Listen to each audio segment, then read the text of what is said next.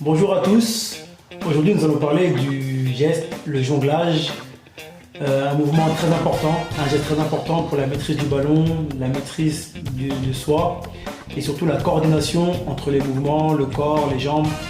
On va faire un petit point là-dessus pour vous aider à trouver la meilleure position pour atteindre les meilleurs ratios possibles. Allez, c'est parti. Mets-toi de profil, monte ton pied fort, qui est le pied gauche, ok. Plie un tout petit peu le genou, voilà. Élève un tout petit peu le pied, voilà. Comme on peut le voir, ça c'est la position que j'aimerais que tout le monde ait. Et comme on peut voir, son pied d'appui, qui est forcément le droit, il ne bouge pas. C'est-à-dire qu'il est bien stable. Voilà. Il faut que le bout du pied, si on peut, plier un petit peu les ongles, comme un oiseau.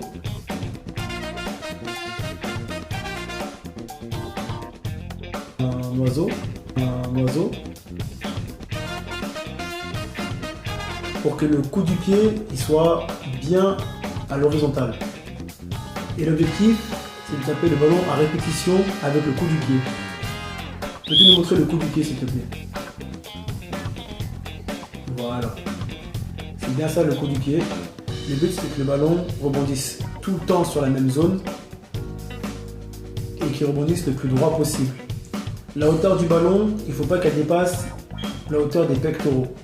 Il ne faut pas que le ballon monte plus haut pour avoir une meilleure maîtrise. Si le ballon monte un peu au-dessus, ce sera un peu plus compliqué. S'il est en dessous, cette hauteur-là, ça sera correct. Donc voilà, là c'est le bon mouvement. Vas-y, tu peux nous montrer un petit peu. Le bout des pieds, attention au bout des pieds. Voilà. Ça c'est le bon geste. Allez, c'est parti. Comme on peut le voir, là il a un très bon positionnement du corps, les pieds d'appui il est bien, là il peut jouer jusqu'à demain matin, il va se concentrer. Là c'est un très bon exemple.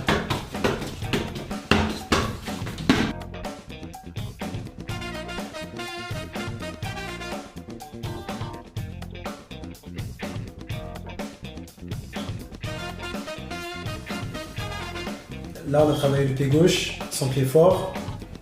Donc là, à partir de maintenant, on va travailler le pied faible.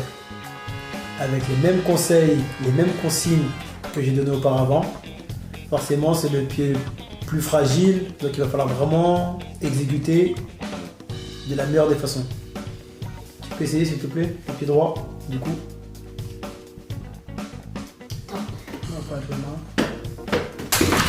Voilà.